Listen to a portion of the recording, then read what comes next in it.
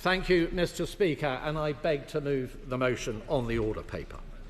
Mr. Speaker, there comes a time in the careers of some in this House when they stand too close to the edge, when they play with fire, when they fly too close to the sun.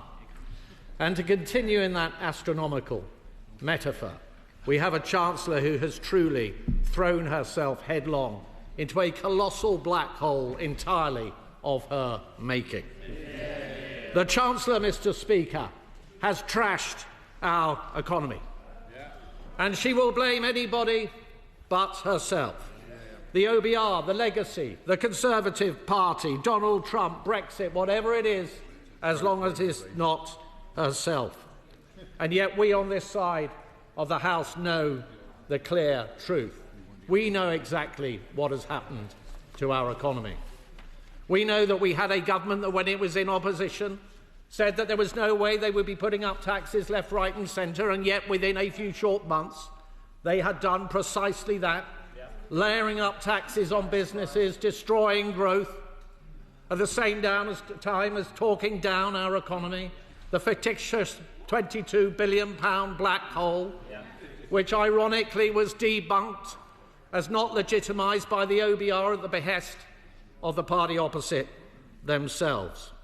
We know that this party has borrowed colossal amounts of money, is due to be spending around £500 billion more than the plans that they inherited. And what has been the consequence of that, Mr. Speaker? It has been elevated inflation. We now have the highest inflation in the G7. The IMF tells us that next year we will once again have the highest inflation in the G7. And the consequences of that, through monetary policy, of course, are that interest rates will be higher for longer, bearing down on those who have mortgages, businesses who wish to borrow. And critically, I will in a moment, critically, when it comes to our burgeoning national debt, which is soaring under this government, the costs of servicing that debt are now running at £100 billion a year, rising to £130 billion across this Parliament. That is twice what we spend on defence. Indeed, if government servicing of our debt was a department of government, it would be the third largest in Whitehall. And none of that money, Mr. Speaker, is going on public services. It is simply going to pay off the creditors who are owed money as a consequence of the profligacy of the party opposite. And I give way to the honourable lady. Thank the honourable gentleman. Thank you, Mr. Speaker. I thank the honourable gentleman for giving way. And would he agree with me that Liz Truss's disastrous mini-budget impacted on working families up and down this country with astronomical mortgage interest rates that they're still struggling to fund at this point in time? I think, Mr. Speaker, we'll take no lessons from the party opposite when it comes to the mismanagement of our economy. What I have just set out has led to a Chancellor that had a budget back in the October of last year, in which she blew all the headroom and more, rebuilt it in the spring, and is now, as we all know, heading into this budget on the 26th of November with a gaping black hole that she will have to fill. That is due to economic incompetence. And it is causing huge uncertainty, Mr. Speaker. I speak to businesses up and down the country. None of them know what to expect. They're all fearful about the tax rises that are yet to come. And that is down to this Chancellor. And what are the consequences? The consequences are that we have the highest level of unemployment in 4 years. And just with every other Labour government, we always know in history they leave office with unemployment higher than that which it was when they came into office. In the retail, hospitality and leisure sector alone, 90,000 jobs have been destroyed under this government. Young people bearing the brunt of these policies. Under us, Mr. Speaker, youth unemployment fell by around 45%. Under the last Labour government, it rose by around the same amount. And this government is on course to do that. And young people are particularly, I will in a moment, young people are particularly affected, of course, because the national insurance changes are not just an increase in the rate, they're a reduction in the threshold. And that affects young people desperate to get their first job, that foot on the career ladder, the most. And I give way to My right honourable friend. Thank you. I'm really grateful to my right honourable friend for giving way. And does he agree with me that in such a short period of time, what the opposite benches are showing out, that it's they that cannot be trusted with the economy and the future of this country, and it's time they woke up to the reality? My right honourable friend is absolutely right, Mr. Speaker. We see it in inflation. Inflation running at twice the Bank of England's target or thereabouts, twice or thereabouts that they inherited under us on the day of the general election, and within that, food inflation rocketing up at over 4%, damaging and impoverishing the very people that party opposite claims to want to stand up for. And could I will give way to the very grateful to my right honourable friend. Does he agree with me that we also see it in hypocrisy?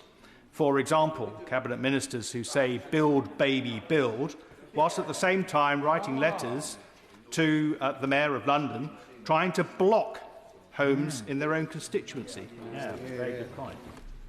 The right honourable gentleman makes, as usual, a characteristically poignant point. There is another act of damage that this government has created, and that is that some of the most successful high net worth wealth creators in our country have simply gone. They've left. It's estimated 16,000 have gone over the time that this government has been in office. Socialists will say, who cares, good riddance. But they should dwell on this. The tax paid by that 16,000 is probably equivalent to between 1/3 and 500,000 people on average earnings. Hard-working people up and down our country paying the price of Labour's policies. And Mr. Speaker, there are choices here. It does not have to be like this. We can actually reduce taxes if we get on top and control government spending. At my party conference, we set out £47 billion of savings across government, including £23 billion in savings across the welfare budget. What did the government do when they came to try to tackle the welfare budget? They showed us that this is a dad's army of a government with a Captain Mannering of a Chancellor. No match even for the rabble behind them. We know that we need to have responsible tax cuts, Mr. Speaker. That means they need to be funded and they need to lean into growth. And that is why we have announced that were we in government, we would be abolishing stamp duty on primary residences. This is one of the worst taxes in our tax system. The OBR states that a 1% increase in stamp duty will lead to between a 5 to 7% decrease in the number of transactions. And yet, on this government's watch, the stamp duty due on a home valued at £300,000 will have doubled during their time in office. And I will certainly give way to my right honourable friend. I'd like to thank the Shadow Chancellor for giving way, and he's making a very powerful speech. And is he aware that recently in the Treasury Select Committee we were given evidence by a range of tax specialists, all of whom endorsed abolishing stamp duty? Yes, and can I thank my right honourable friend for the excellent work that she's been doing on the committee, particularly when she chaired that committee in the last Parliament. So, Mr. Speaker, I will give way to my... I'm very grateful to my right honourable friend for giving way. Would he agree that this government is not only taxing young people's jobs, it's also taxing young people's chances of owning a home by its increase in stamp duty, its increase, rumoured, on the capital gains on principal private residences? My right honourable friend is absolutely right. The reason why we need to abolish this tax, Mr. Speaker, includes the fact that it stands in the way of younger people getting onto the housing ladder. It gums up, to use the words of Paul Johnson, the entire system of house purchasing in our country. In fact, he said, and I quote, "Stamp duty may look like a taxation on wealthy people who move house, but it also acts to reduce effective supply for everyone, and that includes first-time buyers." I give way to my honourable friend. I thank my honourable friend for giving way. He's making an excellent speech. Does he agree with me that it also gums up mobility so that people are not able to move? As they lose their job under this Labour government, it makes it more expensive for them to move house to find another. My honourable friend makes exactly the right point. It does exactly that. It stops people moving to where the work is to get better jobs, to further themselves. Who wants to move to one place, pay stamp duty, then move to another to pay more stamp duty, to move to another to pay more stamp duty? It does not add up, and I will give way to my honourable friend. I'm grateful to the Shadow Chancellor for his point. Is he aware of the study done by Jackson Stocks, who looked at people who are 55 and over to see how much abolishing stamp duty would help move the market along, and that in its estimate within the first year that would be 500,000 people, second year 1.4 million people, so significantly allowing people who want to downsize to provide more homes for their families while freeing them up. This is a real blocker. Does he agree with me that that study is really useful to show the power of this policy would have? My honourable friend is absolutely right. Look, this is a blocker, Mr. Speaker, on the aspirations of families who are growing their families, who simply want to find a home with more bedrooms within it. And they can't find those homes often because empty nesters, those for whom the children have left home, are not prepared to face the huge, eye-watering stamp duty that is involved. And the other... I give way to the honourable gentleman. I thank him for giving way. But is it reality not that the reason why people can't find homes in England is because his government failed to build them when they were in power? Well, Mr. Speaker, we built 2.8 million homes since 2010 and 1 million in the last Parliament. It remains to be seen how many homes this government actually builds. But can I say, Mr. Speaker, another huge advantage of abolishing this tax is it will generate more transactions, which means more plumbers, electricians, more builders, designers, more estate agents, surveyors and conveyancers actually getting to benefit and local economies thriving. Above all, Mr. Speaker, abolishing this tax increases the effective supply of housing, and that means a fairer society and a stronger economy. And I give way to the honourable gentleman. Very grateful to the honourable gentleman giving way. He talks about the huge advantages. Is the Shadow Chancellor aware that if you own a home worth £2 million, under his proposals, you will be benefiting to the tune of £150,000? This is a tax cut for millionaires. Is that right? Is that what he wants? Well, I've already appraised the honourable gentleman of the fact that on his watch, 16,000 high net worth people have left this country to the huge detriment of our economy. And you cannot tax your way to growth. And we have to abolish this tax right across the piece. That is recognised by think tanks right across the political spectrum.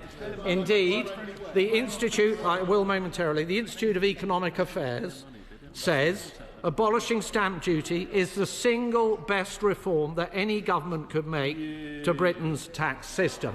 But the Resolution Foundation, which may be more to the taste of the honourable gentlemen and women opposite, says of stamp duty, it is, and I quote, one of the most economically harmful ways of raising revenue.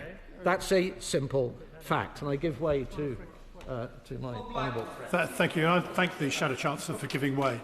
Will he also accept the fact is now that the housing market is virtually stagnant, moribund, and the houses and flats that we want to see built in this country are not being built, because one of the barriers is because the cost of stamp duty is so high that individuals don't want to pay it. My honourable friend is absolutely right. I've already set out the figures from the OBR, the estimate that a 1% increase in stamp duty means a 5 to 7% reduction in transactions. It is a horrendous and terrible tax, and it remains to be seen later whether the members opposite choose to defend it or not. I give way to my honourable friend. The Shadow Chancellor has been extremely generous allowing me to intervene. I was just reflecting on the point made by the member opposite. He talked about millionaires getting a tax cut. We're talking about young families getting on the... Does he agree with me, Will, that while they engage in the politics of envy, we will always engage in the politics of hope?